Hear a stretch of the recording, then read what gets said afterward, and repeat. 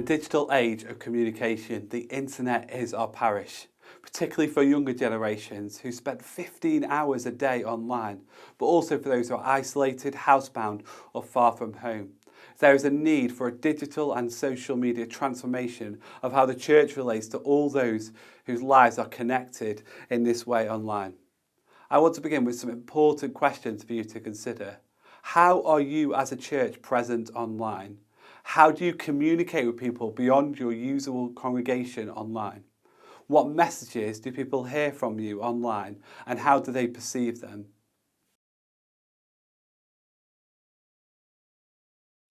Digital evangelism is an opportunity for all of us. People are increasingly using Google and social media sites to search for faith and spirituality. Each year there are millions of Google searches for questions like, is God real? What happens when we die? Why is there so much suffering? The Centre for Online Evangelism defines digital evangelism as strategically using internet, mobile and social media platforms to meet the needs of others and share the gospel with the online world. It might be helpful for us today to think about digital evangelism in two forms. Firstly, as business as usual online, and secondly, as seasonal digital evangelism campaigns. Let's begin by looking at business as usual first. In everything we do, we can be considering ways in which we're seeking to reach new people. Also, the ways we communicate the good news of the gospel in that place. In the posts we share, the comments we give, the interactions we make, we have to think of how we are being good news to others. How are we modelling what it means to be people of faith? This is something we should think through in all we do, in our use of our websites, in our use of our social media channels, in our branding and our language, and the images we use in all areas of our digital work, in the videos we use and the photos we take. Everything should speak of the good news of Jesus. Now let's secondly think about digital seasonal campaigns. A digital campaign is a series of coordinated activities aimed at achieving a specific goal over a set period of time, with outcomes that can be tracked and measured.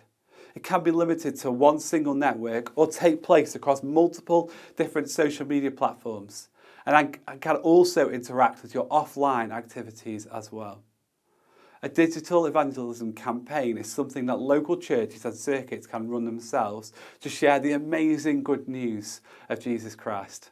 Because the campaign is run over a fixed period of time, it allows a focused, intentional form of evangelism. And it should complement your ongoing online presence and ministry, but have specific aims, usually around and hopefully around reaching people outside your existing church community. You might decide to run a specific seasonal campaign around Christmas or Easter, say, or it might be something over the summer to reach young families when they're off school. The first and possibly most important for any of our digital evangelism, but also all forms of evangelism, is prayer. Be prayerful. Prayer and listening firstly to God, but also listening to your community. What are people talking about online? What are their worries, struggles and joys? By listening to people in this way, you can begin to understand what the good news that people need. What is it they want to hear? What good news you have for such a time as this. The most successful digital campaigns capture a moment in time. Timing is everything. If you're listening to God and listening to your community, you'll speak the gospel relevantly and sensitively into the needs of people. Secondly, be provocative. Digital evangelism is a chance to challenge people's perceptions of what the church has something to say about. These campaigns are opportunities to show the relevance of the church, yes, but mostly of Jesus. We don't mean provocative in a threatening or inflammatory way, but provoking some kind of response. It's important as you build your campaign to know what response you're inviting people to do. Do you want them simply to view the content, or do you want them to go further and engage with it by liking or commenting? Or do you want them to share their own content and engage with you offline? It's really hard to predict what will work and what won't work. Sometimes things just take off accidentally, and other times they just flop. You learn as you go. We're all learning as we go. Then consider reach. Reach means what it says on the tin. Who and how many people are you reaching? It's important to think about how to get beyond your own audience. The best way to do this is to utilise your own audience, bring them on board, create content they want to go and share. Creating shareable content, it needs to look good, it needs to make people and Christians proud.